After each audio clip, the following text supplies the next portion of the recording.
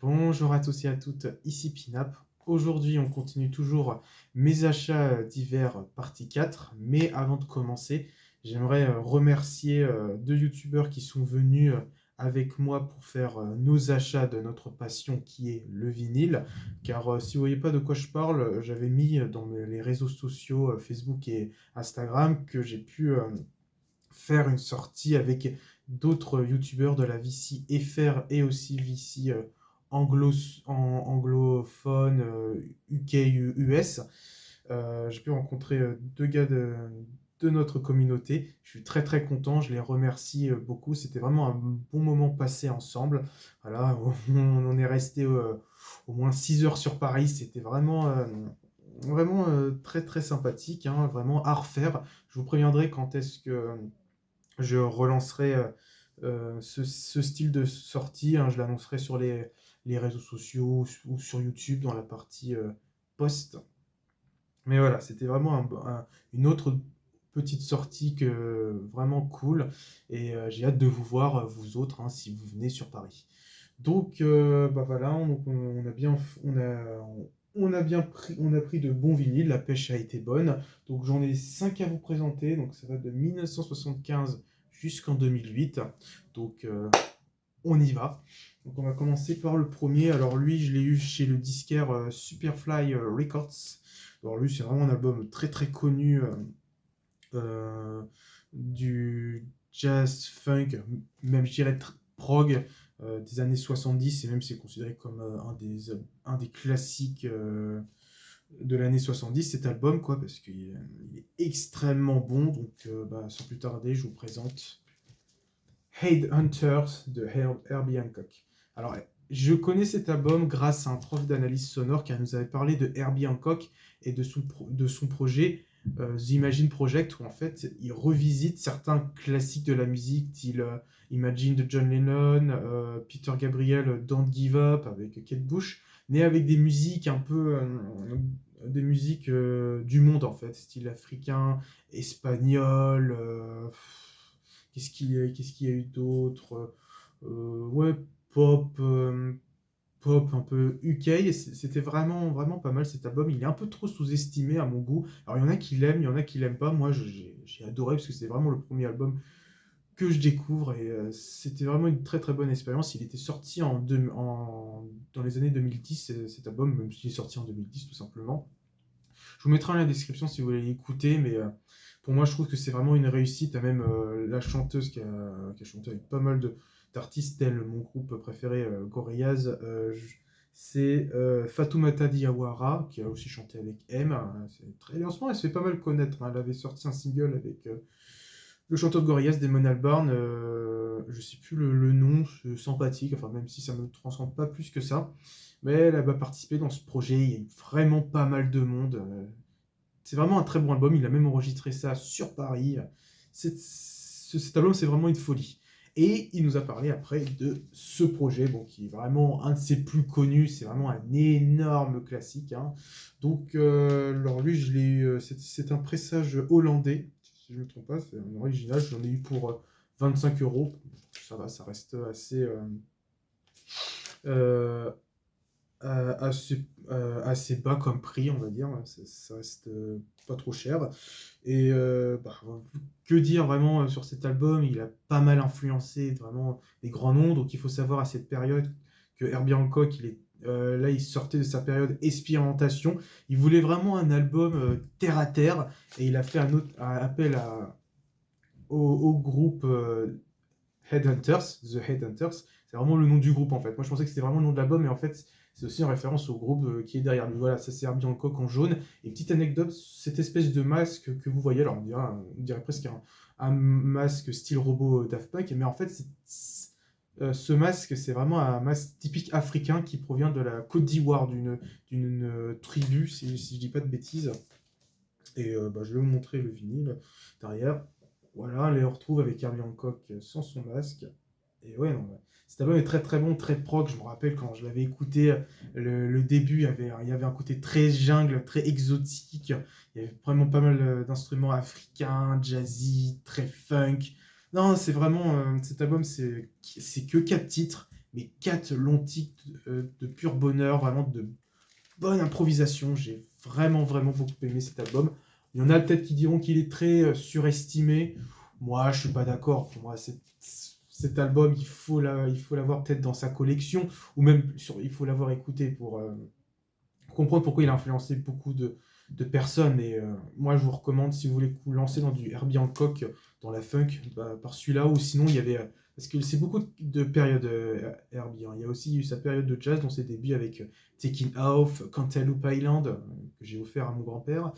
C'est vraiment, moi, un artiste que j'adore, typique jazz. Alors, la période expérimentation, j'ai pas encore écouté, il faudrait que je m'écoute tout ça. Mais ça a l'air vraiment, vraiment, vraiment pas mal. Il fait, c'est pas mal de variations, hein, Herbie, et c'est vraiment un artiste que je dis chapeau. Donc je vous montre la sous-pochette. Alors, c'est style sous-pochette comme ça, je suis pas trop fan parce que ça, je sais pas, je trouve, j'ai peur que ça se déchire très facilement. Donc voilà le vinyle, hein, c'est vraiment de l'époque, hein, le vinyle du label CBS. Et, et même c'est un des albums les plus vendus, hein, dans le jazz funk. Et il faut savoir dans la tracklist que le titre Watermelon est déjà un titre qui figurait dans l'album Taking Off. Et c'est une revisité en fait, c'est une espèce de reprise qu'il a fait complètement inédit. Et plutôt, ouais, plutôt sympathique. Vraiment sympathique. Alors les titres que je vous recommande, bah, moi déjà je vous recommande d'écouter tout, mais en vrai, si vous voulez faire vraiment une bonne idée de l'album, je dirais bah, Watermelon Man, voilà, c'est sa reprise qu'il a fait. Et,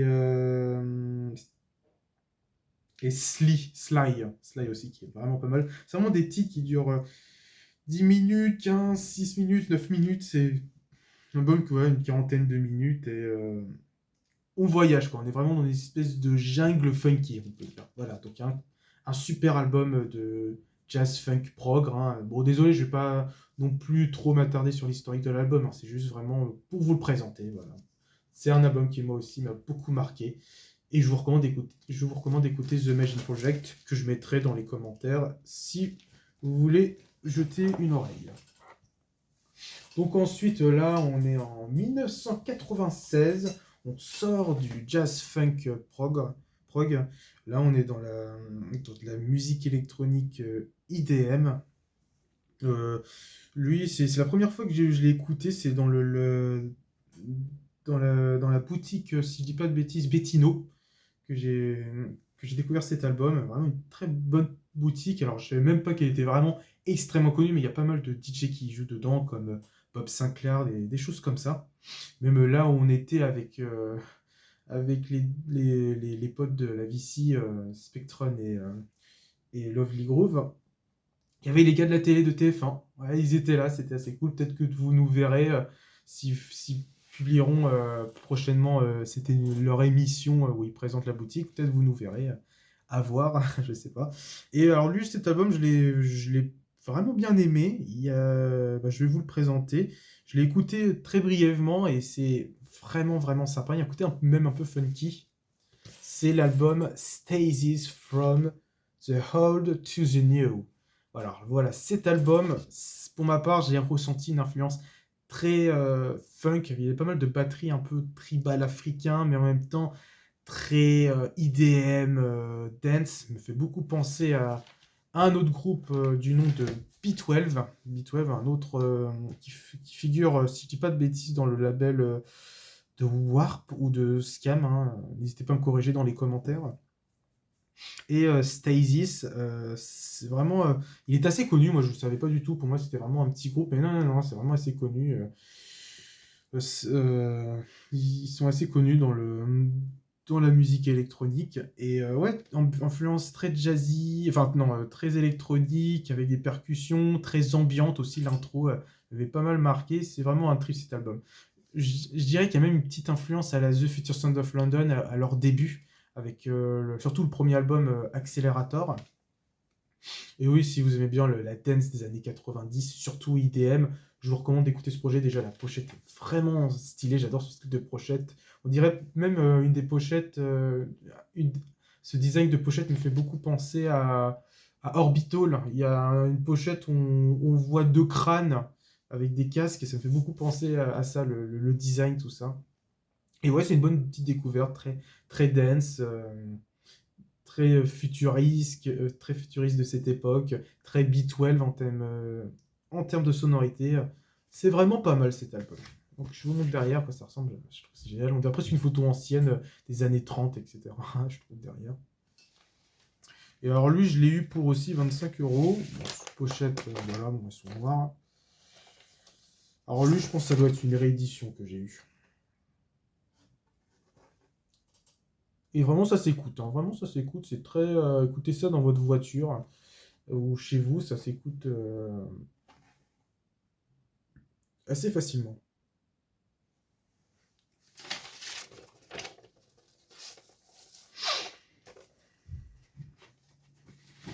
Hop, voilà, c'est 2 vinyles dedans. C'est pas un Gatefold.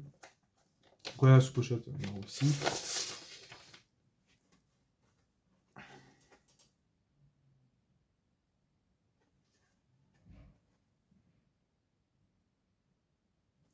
Voilà, voilà. Donc les titres que je vous recommande pour celui-là. Alors bah déjà, il y en a un que j'ai en tête que je trouve fabuleux, hein, que je vais vous dire directement.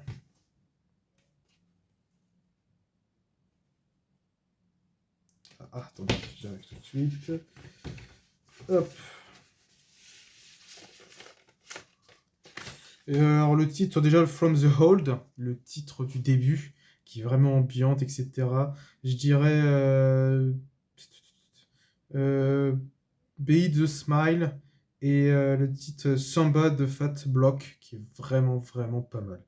Donc voilà, un super album de d'IDM Electro 90, un pur produit de cette époque, mais en même temps, ça me choque pas d'écouter. Si cet album sortira aujourd'hui, si cet album sortira vraiment de nos jours, clairement la sonorité me choquera pas du tout. Je trouve qu'il est assez en avance sur son temps, je trouve. Même s'il y a un côté très 90. Voilà, une bonne découverte.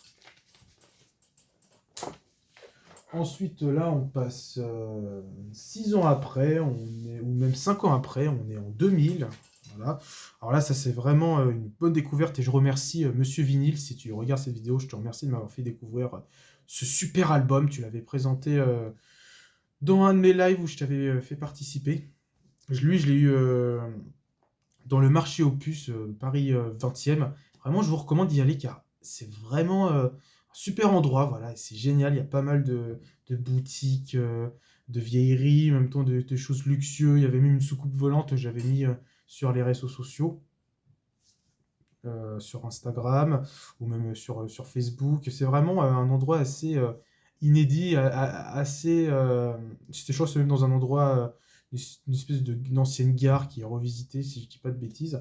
Et il y a une partie vinyle, et là, je suis tombé dessus. Ça m'avait complètement surpris de le trouver ici, car il est pas trop donné. Je l'ai eu pour 30 €.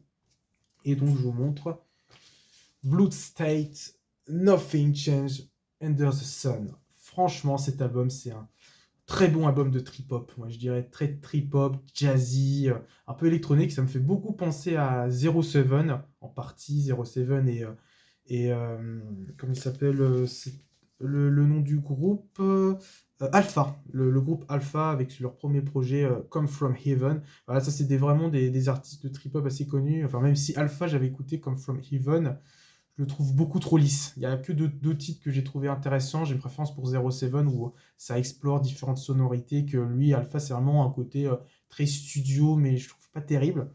Bah, pour moi, cet album, c'est ces deux groupes de trip-hop avec différents côtés jazzy. C'est magnifique. C'est vraiment une tuerie. Ça me fait beaucoup penser aussi au groupe Hair. Je vous recommande parce que c'est pas très connu. Ça fait depuis les années 80. Ça fait depuis les années 90 qu'ils sont actifs. Ils ont commencé en 97 et ils sont toujours là.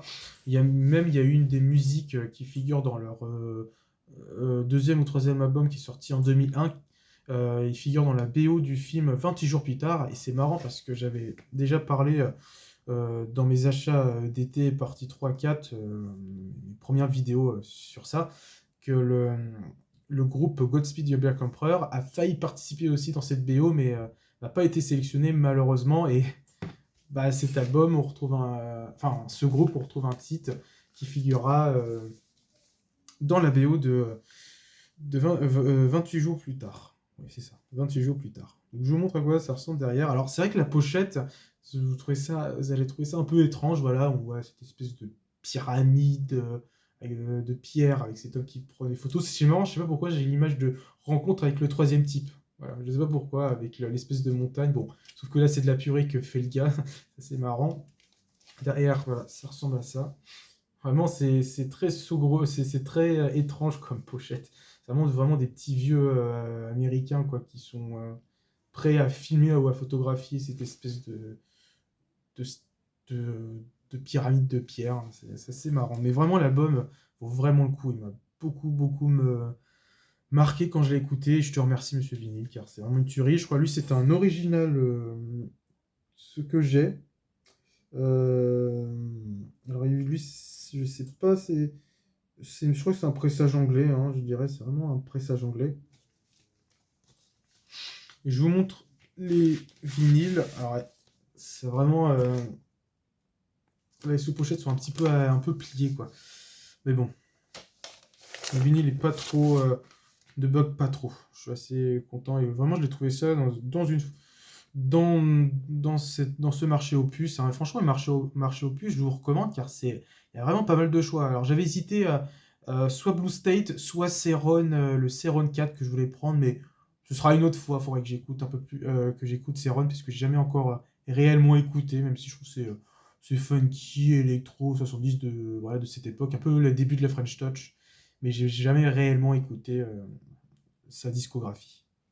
Donc voilà les macarons, hop, voilà, bleus tout simplement. Ça me fait beaucoup penser, en plus en esthétique de pochette, à l'album 18 de Moby. Lui, il est sorti 2 ans après. Hein. Mais il y a un titre que j'affectionne particulièrement, je- que je vais vous montrer. Hop.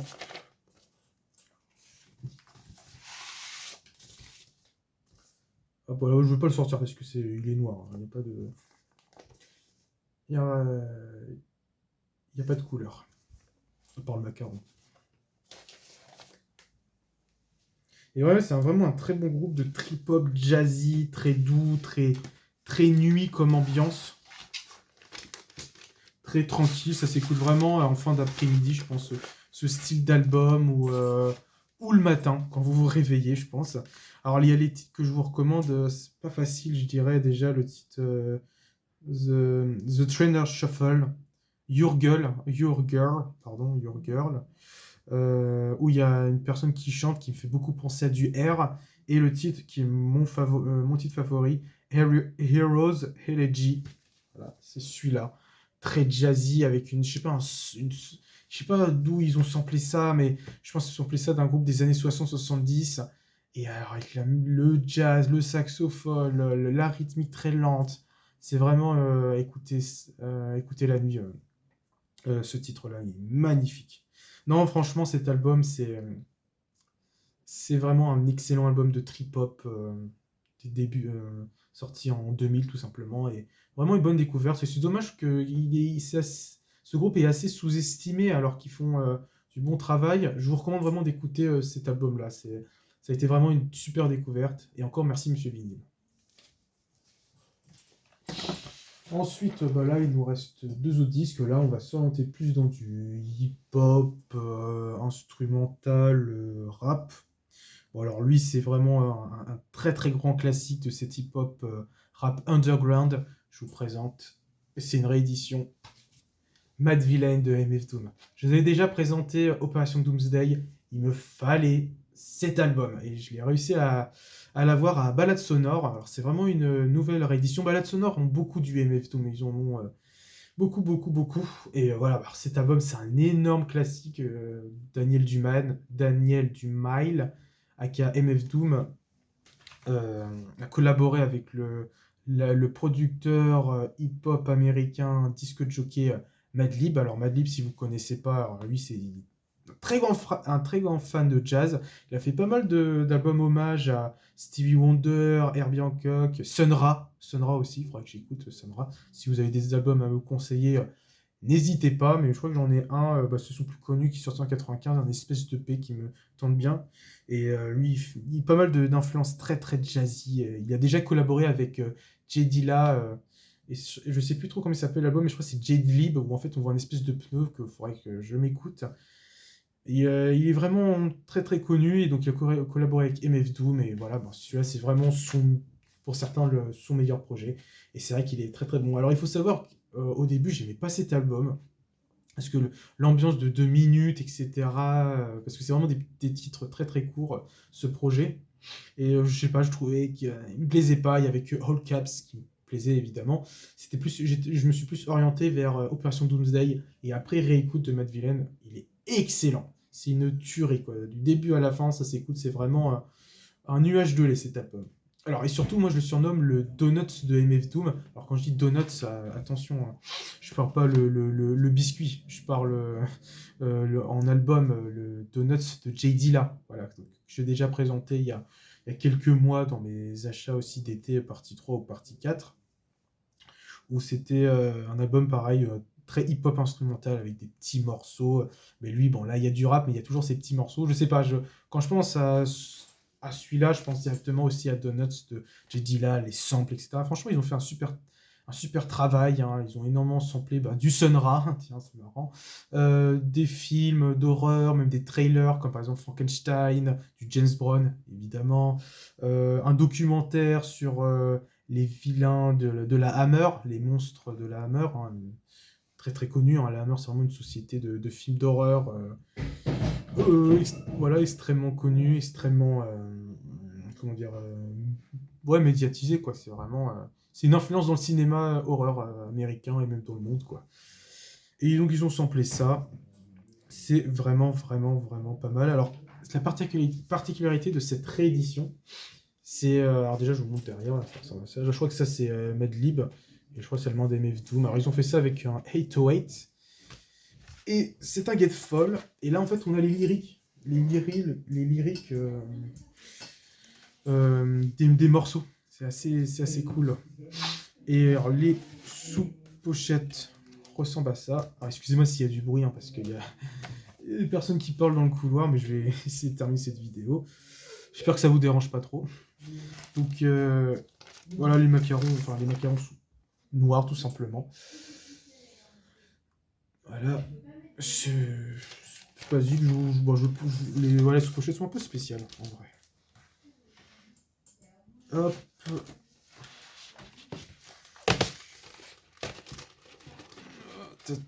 Qui, oui, connaîtra un énorme succès. Mad Villain de MF Doom et Madlib. Voilà, bon, je vous montre vite fait. C'est rien de. C'est rien de spécial. Hop.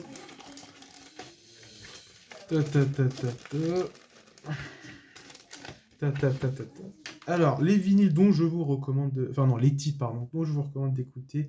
Il y a Accordion. Accordion, ça, je vous recommande. C'est super titre d'accordéon, avec l'ambiance en général. C'est assez loufoque, toujours, avec des références de snacks sucrés, salés américains. Les titres qui est vraiment cool, il y a American Most Planted, si je vous recommande, il est incroyable. Il y a même, petite anecdote, Tom York l'avait mis à la fin de son DJ set à Boiler Room, il avait fait ça en 2012, il a joué ça à la fin. Et franchement, la musique est géniale. Le riff de guitare, je crois que c'était un groupe des fin années 60, 70, c'est vraiment pas mal. Et bien sûr, le excellent Hopcaps. Et quand vous écrivez MF Doom, mettez-les en majuscule. Voilà, c'est ce qu'il dit dans la musique et c'est vrai, respectez-le. C'est dommage qu'il soit mort, notre pauvre MF Doom, mais bon, il a eu des problèmes de santé. C'est vraiment très, très, très, très triste, pardon. C'est vraiment un artiste de rap. C'est vraiment, comme on dit, le rappeur préféré de ton rappeur, en fait. Et c'est vrai que il a influencé énormément de monde, quoi. Mais surtout, moi, c'est vraiment lui qui m'a fait entrer dans le rap américain avec Eminem, quoi. Il y a aussi le titre que je vous recommande, je dirais, allez, un quatrième. Soit Rhinostone Cowboy, le dernier titre qui est incroyable. C'est marrant parce que Rhinostone Cowboy, Rhinostone High de Gorillaz, une petite ressemblance au niveau de titre. Mais bon, c'est sorti après Gorillaz.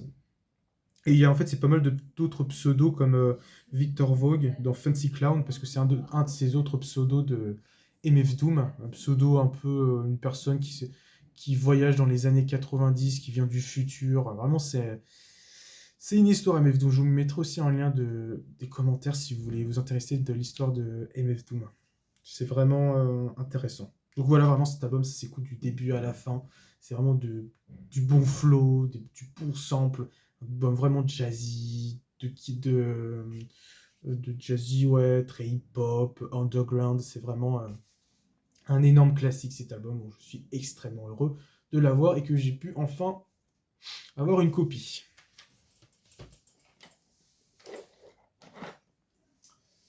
Alors le dernier, là, on passe 4 ans après, là, on se réoriente dans la musique électronique. J'en ai déjà parlé un peu sur ma chaîne de cet artiste et je suis très très content d'avoir cet album-là.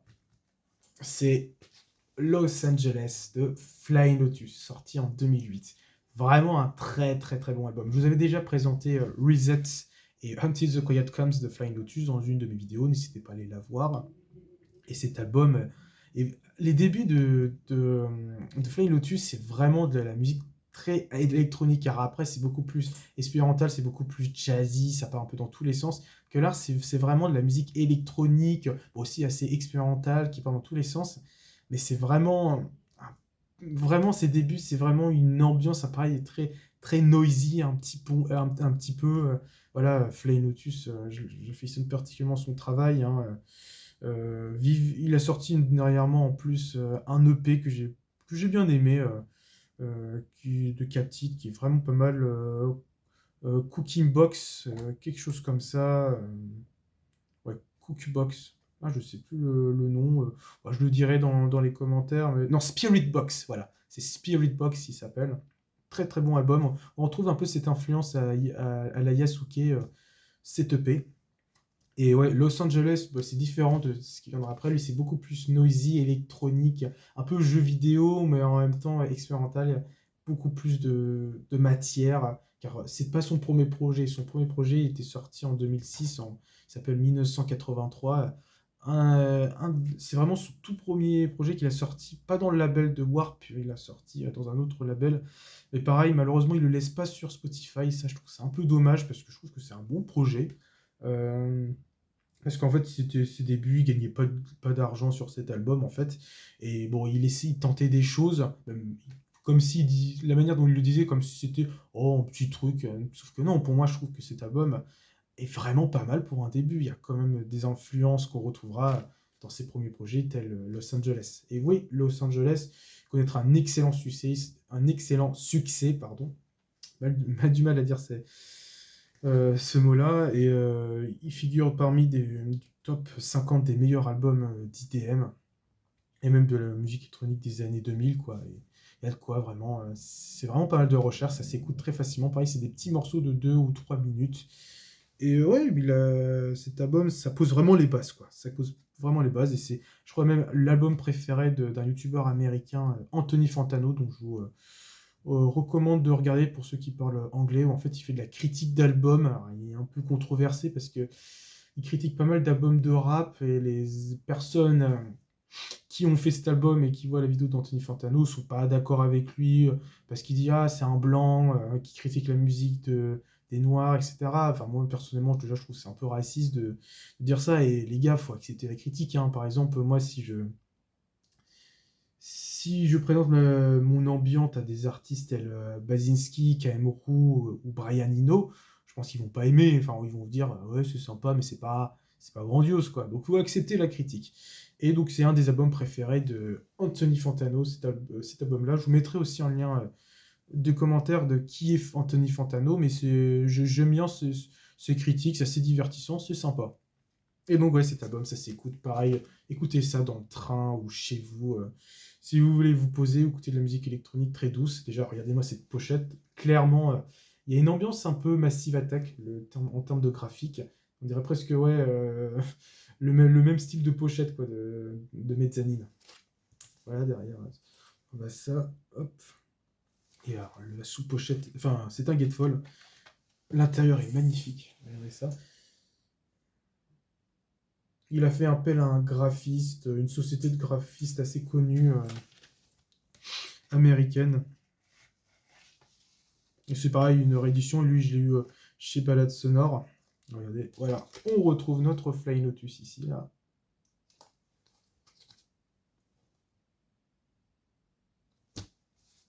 C'est vraiment très beau. Et c'est très trip-hop aussi en style. Et je suis voilà, heureux de l'avoir. Alors, il y avait aussi Yasuke que j'ai voulu prendre, mais j'ai fait, ouais, on trouve un peu partout Yasuke. C'est aussi un très très bon album d'une BO qu'il a fait pour Netflix, une série d'animés en référence au samouraï Yasuke. Et la BO est excellente. Je trouvais qu'il a fait un travail de dingue. Voilà, hop. C'est vraiment pas mal de matière. Ça s'écoute très facilement, c'est bougeant, c'est tranquille. Et c'est vraiment un bon petit album de musique électronique. Bon grand album, hein, parce que si je dis ça, si je dis ça, il y en a certains qui vont pas apprécier que je dis ça, mais pour moi c'est vraiment un bon album, même si voilà, le meilleur pour ma part, c'est pas facile à choisir, mais soit A Team the Quiet Comes ou soit Cosmogramma, hein, qu'il a sorti 2 ans après. Donc voilà, cet album, alors les titres que je vous recommande, alors je sais pas s'il y a les titres marqués dessus. Euh, Ah ouais, c'est petit quoi. T'as Camel, Comet Course et je dirais Golden Diva, qui est vraiment pas mal. Ah oui, pour MF Doom, le titre que moi j'apprécie beaucoup dans Mad Villain, je dirais soit American Moss Planted ou soit Accordion, que j'adore. Et donc pour lui, pour cet album, moi je dirais Melt. Melt, je l'aime beaucoup. Donc voilà, merci d'avoir regardé cette vidéo, hein. Très très content d'avoir fait ces sorties avec ces 2 personnes. Voilà, donc je vous enverrai tout ça, tout ce que je viens de dire dans la description pour découvrir de nouveaux artistes ou d'autres albums de ces artistes que je viens de citer. Je vous remercie d'avoir regardé. Je vous souhaite à vous une bonne journée ou une bonne soirée. Ça dépend à quelle heure vous regardez cette vidéo. N'hésitez pas à mettre un like, abonnez-vous, partagez. Voilà.